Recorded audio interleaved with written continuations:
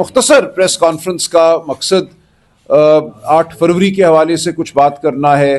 جو ہمارے اسیران ہیں سب سے بڑھ کر عمران خان صاحب، ان کے حوالے سے بات کرنا ہے اور جو اس وقت صورتحال ہے وہ بیان کرنی ہے.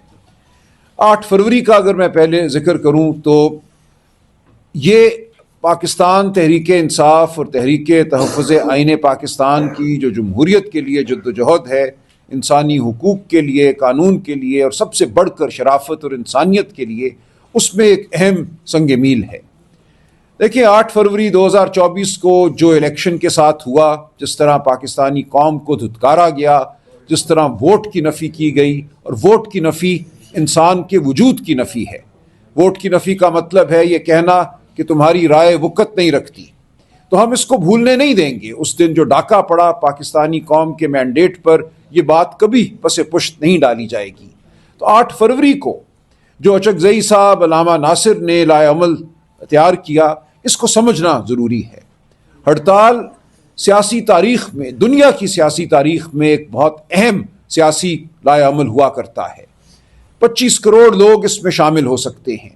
ہڑتال میں آپ گولیاں کھانے باہر نہیں نکلتے، آپ ریاست سے، اس نظام سے جو جبر پر مبنی ہے، اپنی بیزاری کا اظہار کرتے ہیں.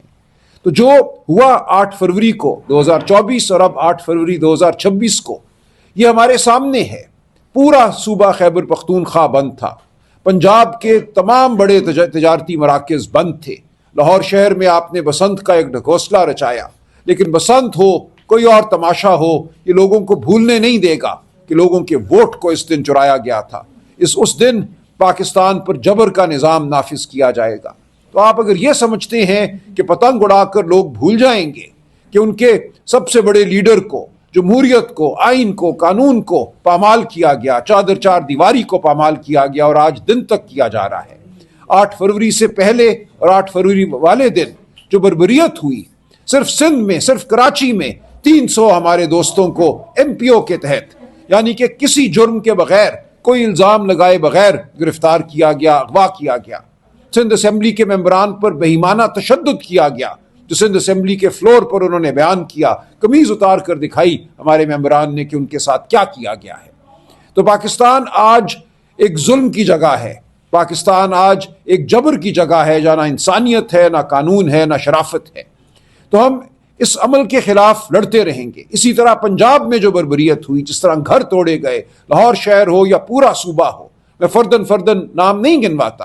ہمارے لاتعداد دوست ہیں جو گم ہو گئے، جن کے گھروں کو توڑا گیا، ریڈ کی گئی. وہ تصاویر، وہ کلپس سوشل میڈیا پہ آپ کے سامنے ہیں. تو اس جرم کو آپ پتنگ اڑا کر چھپا نہیں سکتے. تو ہم آج اس لیے آپ کے سامنے بیٹھے ہیں کہ پاکستانی قوم کو پیغام دیں، عزم کا، ولولے کا، جذبے کا. کھڑے رہو اپنی جگہ.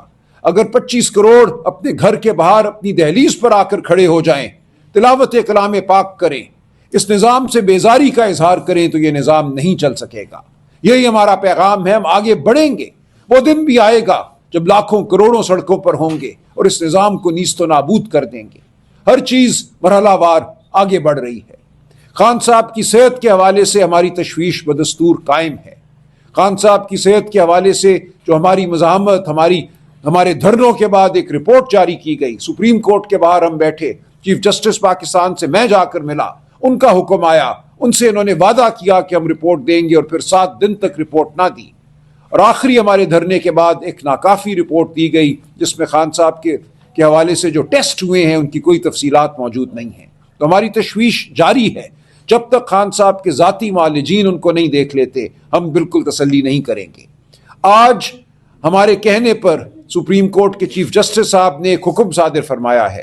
سلمان صفدر صاحب کو as friend of the court, یعنی کہ کورٹ کے دوست کی حیثیت میں حکم دیا ہے، اور انتظامیہ کو حکم دیا ہے کہ وہ سلمان صفدر صاحب کی آج عمران خان صاحب سے ملاقات کرائیں، تاکہ وہ ایک مفصل رپورٹ خان صاحب کی حالت کے حوالے سے، کہاں ان کو رکھا گیا ہے، عدالت میں کل جمع کرائیں، جس پہ پرسوں سنوائی ہوگی. تو ہم سمجھتے ہیں یہ اچھی پیش رفت ہے. ہم جو عدالتی نظام کے ساتھ جڑے رہے ہیں، امید نہ ہونے کے باوجود، توقع نہ ہونے کے باوجود ہم عدالت جاتے ہیں، ہم جاتے رہیں گے. تو ہمیں آج کچھ پیش رفت حاصل ہوئی ہے. اب اس رپورٹ پر مبنی ہے کہ آگے کیا صورتحال پیدا ہوتی ہے. خان صاحب کیا بتاتے ہیں اپنی صورت کے حوالے سے، انہیں کس کال کوٹری میں رکھا گیا ہے، ان کی یہ صحت کیوں خراب ہوئی ہے، آنکھ کے عارضے کے پیچھے کیا عوامل ہیں جن کے نتیجے میں آنکھ کا عارضہ ان کو لاحق ہوا ہے، یہ تمام بات سامنے آ جائے گی۔ اس وقت میں یاد کرنا چاہوں گا ان تمام اسیران کو جو مختلف جیلوں میں ہیں۔ میری سوچ جاتی ہے صاحبزادہ حامد رضا صاحب کی جانب، جو عمران خان کے ایک دلیر سپاہی کی مانند آج بھی کھڑے ہوئے ہیں، بالکل پرعزم۔ ان کو فیصل آباد میں ایک جیل میں رکھا گیا ہے، اطلاعات کے مطابق ان سے اچھا سلوک نہیں کیا گیا، لیکن وہ ٹس سے مس ہونے کو تیار نہیں۔ میں ان کو سلام پیش کرتا ہوں، صاحبزادہ حامد رضا نے وفا کا ایک نیا باب رقم کیا ہے۔